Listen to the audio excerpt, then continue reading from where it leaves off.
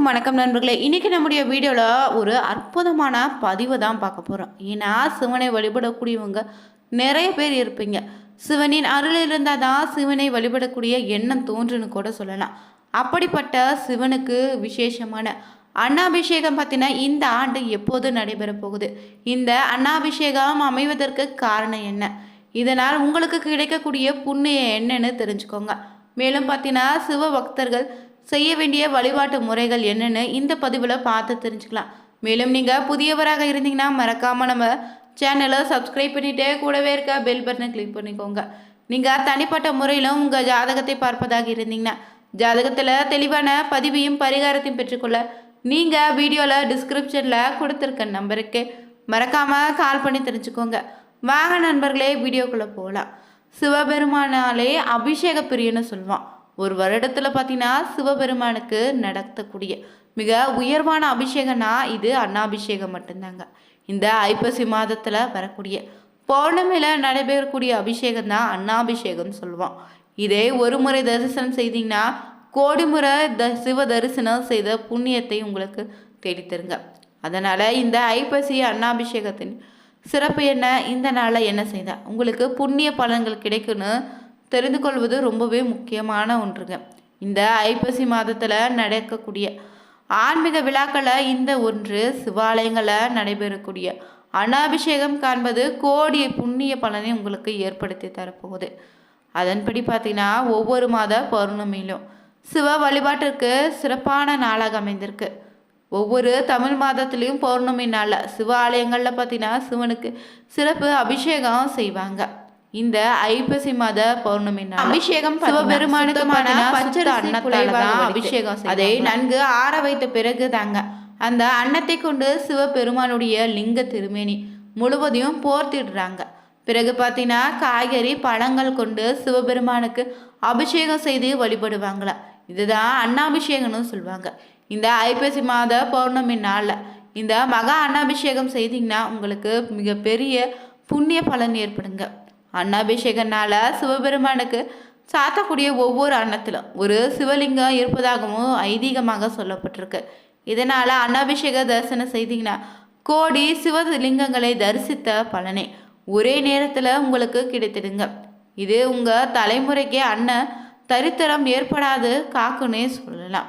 நீங்கள் இந்த நாளில் சிவபெருமானுக்கு கோவிலுக்கு சென்று பலவிதமான பொருட்களை கொண்டு அபிஷேகம் செய்யப்பட்டாலும் வருடத்திற்கு ஒரு முறை சாப்பிட்டீங்கன்னா குறிப்பிட்ட பொருட்களால் செய்யக்கூடிய அபிஷேகம் புண்ணியன்னு சொல்லலாம். அந்த வகையில் நீங்கள் பார்த்தீங்கன்னா கார்த்திகை மாதத்தில் சோமவாரமான திங்கட்கிழமை நாளில் செய்யக்கூடிய அபிஷேகங்க எப்படி சிறப்பான பலனை பெறுமோ அதே போல் இந்த வருகின்ற ஐப்பசி மாதத்தில் அமையக்கூடிய பௌர்ணமி நாளில் சிவனுக்கு அன்னத்தால் அபிஷேகம் நடத்துவாங்க.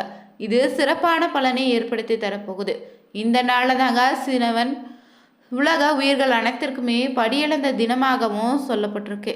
இதனால் இறைவன் அனைத்து பொருளிலும் பரபிரம்மமாக நிறைந்திருப்பதாகவும் உணர்த்துவதற்காக இந்த அபிஷேகம் அனைத்து சிவ ஆலயங்களும் சிறப்பாக நடக்க இருக்குது. அதன்படி பார்த்தீங்கன்னா இந்த ஆண்டு ஐப்பசி மகா அன்னாபிஷேகம் பார்த்தீங்கன்னா நவம்பர் 5ஆம் தேதி புதன்கிழமை நாளில் அமைய இருக்குது.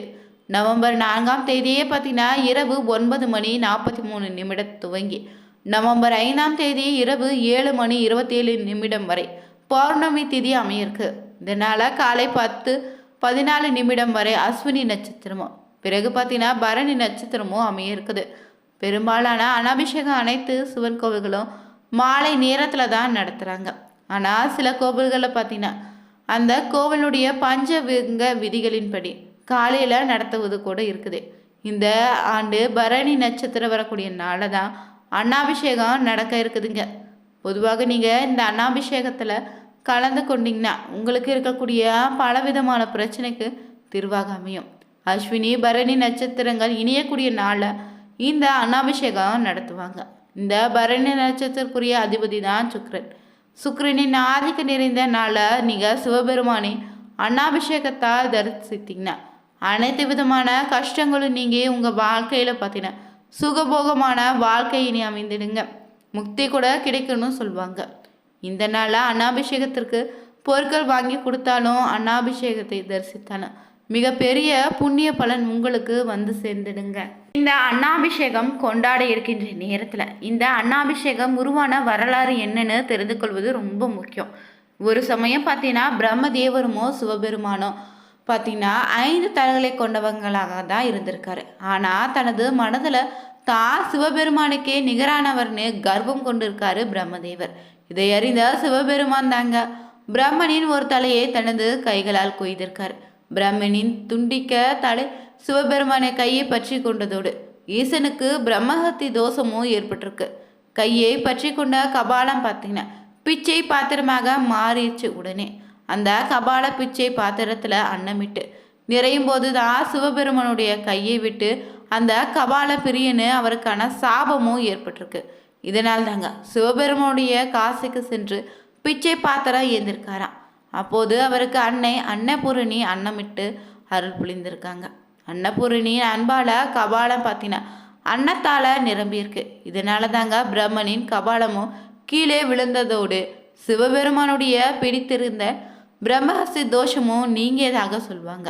அதனால்தான் அன்னபூரணி சிவபெருமானுக்கு அன்னமிட்ட தினத்தை தான் நம்ம ஐப்பசி மாதத்தில் அமையக்கூடிய பௌர்ணமி நாளாக அமைஞ்சிருக்கு. அதனால தான் இந்த நாளில் சிவபெருமானுக்கு அன்னாபிஷேகம் செய்யக்கூடிய ஐதீகமும் ஏற்பட்டிருக்குங்க. இந்த நாளில் செய்ய வேண்டிய விஷயமாக பார்த்தீங்கன்னா இந்த வருடம் பார்த்தீங்கன்னா மகா அன்னாபிஷேகம் நவம்பர் 5ஆம் தேதி வந்து அமைந்திருக்கு புதன்கிழமையில. சிவபெருமான் பார்த்தீங்கன்னா அபிஷேக பிரியர்னு நமக்கு தெரிஞ்ச விஷயம்தான். சிவலிங்க திருமேனிக்கு நீங்கள் அன்னாபிஷேக அன்னத்தால் அலங்காரம் செய்துட்டு அதே சமயம் அப்பம் வடை உள்ளிட்ட பலங்காரங்களையும் காய்கறிகளையும் பல வகைகளை கொண்டு அலங்காரம் செய்திடுவாங்க. இந்த நாளில் சிவலிங்க திருமேனியில் மேலிருந்து அன்னத்தை வைத்து கொண்டே வருவாங்க. சிவலிங்கத்தை 3 பகுதிகளாக இந்த நேரத்தில் பிரிப்பாங்க. கீழ்ப்பகுதி பிரம்ம பாகன்னு, நடுப்பகுதி விஷ்ணு பாகன்னு, மேற்பகுதி சிவபாகனும் சொல்லுவாங்க. அன்னாபிஷேக சிவலிங்க திருமேனியில் எல்லா பாகங்களுக்குமாக முழுமையாக தான் செய்வாங்க. மேலும் பார்த்தீங்கன்னா 5 வகை பொருட்களை கொண்டு இந்த நாளை அபிஷேகம் செய்வாங்க. பின்னர் தான் அபிஷேகமும் செய்யப்படுதுங்க. இந்த ஒவ்வொரு அன்ன பருக்கையுமே சிவலிங்கன்னு சிவபுராணத்தில் சொல்லப்பட்டிருக்கு.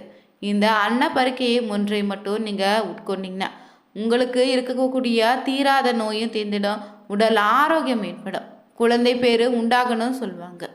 அன்னாபிஷேகம் பிரசாதத்தில் ஒரு பகுதி தாங்க கோயில் குளத்தில் போடுறாங்க. இதன் மூலம் பார்த்தீங்கன்னா நீரில் இருக்கக்கூடிய புழு பூச்சிகள் மீன்கள்னு நீர்வாழ் உயிரினங்கள் அனைத்துமே உணவு கிடைப்பதாகவும் சொல்லப்படுது. நீங்கள் சாஸ்திரத்தின்படி பார்த்தீங்கன்னா அன்னத்தை சாப்பிடக்கூடாதுன்னு சொன்னாலும் அந்த சாதத்தோடு நீங்கள் தயிர் இல்லைன்னா சாம்பார் சேர்த்து பிரசாதமாக எல்லோருக்கும் இந்த நாளில் பார்த்தீங்கன்னா சிவ ஆலயத்தில் தராங்க. இந்த அன்னாபிஷேகத்தில் கலந்து கொள்வதால் உங்களுக்கு ஏற்படக்கூடிய பலன்கள் என்னன்னு பார்த்தீங்கன்னா இந்த பிரசாதத்தை உட்கொள்வதால் உங்களுக்கு தீராத நோயும் தீர்ந்துடுங்க, தொழில் வியாபார பிரச்சனைகளும் தீர்ந்துடும், வாழ்க்கையில் உணவு பஞ்சமே உங்களுக்கு இருக்காது, அதே போல் நிதிநிலை எப்போதுமே சீராக அமையும், மங்காத தோற்றப்பொழிவு உங்களுக்கு உண்டாகும், குழந்தை பேரு கூட உண்டாகுவதாக சொல்லப்படுது. அன்னாபிஷேகம் போது உங்களால் முடிந்த அளவு அரிசி பருப்பு காய்கறி பழங்கள்னு எதை வேண்டுமானாலும் நீங்கள் கோவிலுக்கு தானமாக வழங்கினீங்கன்னா உங்களுக்கு புண்ணிய பலன் சேர்ந்துடுங்க. நீங்கள் அன்னாபிஷேகத்தை பார்த்தீங்கன்னா உங்கள் வாழ்க்கையில் இன்பமும் நிம்மதியும் உண்டாகும். அதனால் தான் சோறு கண்ட இடம் சொர்க்கன்னு சொல்லப்பட்டிருக்கு. அன்னாபிஷேகத்தை கண்டாலும் அன்று ஆலயத்தில் அரிசி தானம் நீங்கள் அளித்தீங்கன்னா உங்களுக்கு பார்த்தீங்கன்னா 7 தலைமுறைக்கு என்று வாழக்கூடிய புண்ணிய பலனை அந்த ஈசன் உங்களுக்கு அருள்பாலிப்பார். மேலும் இந்த நாளில் உங்கள் கையில் பிறருக்கு அன்னதானம் அளித்தீங்கன்னா அளவில்லாத பலன்களை பெறலாங்க. நீங்கள் இந்த நாளில் சிவன் கோவிலுக்கு சென்று சிறு பணிகளை தொண்டுகளை கூட செய்யலாம். இந்த நாளில் பார்த்தீங்கன்னா சிவ ஆலயத்திற்கு செல்லும் போது பார்த்தீங்கன்னா பலிபீடத்துக்கு அருகிலே நின்று நீங்கள் வணங்கிய பிறகு தாங்க பிள்ளையாரை வணங்கிய பிறகு கோவிலுக்கு சிவனுக்கு எதிரே இருக்கக்கூடிய தந்தி பகவானை வணங்கி அனுமதி பெற்ற பிறகே சிவனை தரிசிக்க செல்லலாம். சிவனை மனதார வேண்டி நீங்கள் பிரார்த்தனை செய்திடலாம். இந்த நாளை பற்றினா உங்களுடைய குறைகள் அனைத்து இருந்துடுங்க. இந்த நாளில் அன்னாபிஷேகம் செய்யக்கூடிய நேரத்தில் இறைவனுக்கு வேண்டிய பொருட்கள் அன்னாபிஷேகத்திற்கு தேவையான பொருட்களை வாங்கி கொடுத்தீங்கன்னா உங்கள் வாழ்க்கையில் வறுமை என்ற நிலையே இருக்காது. இந்த வீடியோ உங்களுக்கு பிடிச்சிருந்தா லைக் பண்ணுங்கள், ஷேர் பண்ணுங்கள், கமெண்ட் பண்ணுங்கள். மறக்காமல் நம்ம சேனலை சப்ஸ்கிரைப் பண்ணிக்கோங்க. இருக்க பெல் பட்டனை கிளிக் பண்ணிக்கோங்க. ஓம் நமச்சிவாய எனும் மந்திரத்தை கமெண்ட் பாக்ஸில் பதிவிடுங்க. தேங்க்யூ.